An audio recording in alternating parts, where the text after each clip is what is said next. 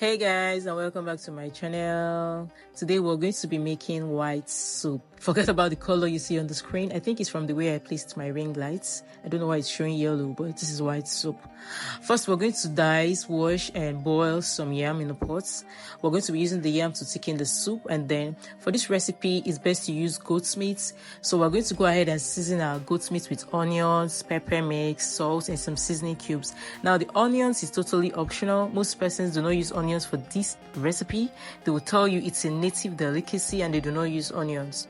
And then we'll go ahead, after letting it cook for say 5 minutes, we go ahead to add our stockfish, some pomo and Eden fruit. Now the Eden fruit, you have to roast it a bit so it releases more flavor. And then we go in with our negro pepper, add some water and let that cook. While that is cooking, we go on to check on our yam. If it is soft enough, you use a fork to check. If it is soft enough, go ahead and blend. You add some water in the blender, you add this yam and you blend to the texture you need. Not too strong and not too watery. Let it just be in the middle. Then we go in with some prawns, some medium-sized prawns. This gives it a different kind of taste as well. And then some ground ewuro and uziza seeds. I grounded them into a powder form and added that to the soup. And then now it's time to go in with our blended yam. This yam is specifically for thickening the soup.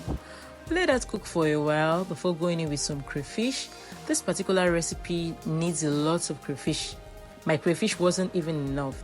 After that, I went in with some dried catfish, as the soup is not complete without the dried catfish. This one gives it a distinct taste.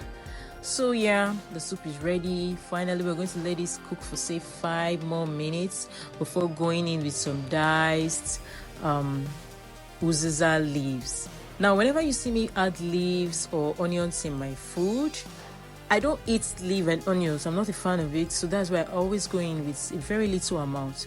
So while making this soup, please add as much uziza as you need to add and as much onions as you want to. I hope you enjoyed watching the video, and I hope our soup lovers will be recreating this soon. Thank you for watching and see you next time.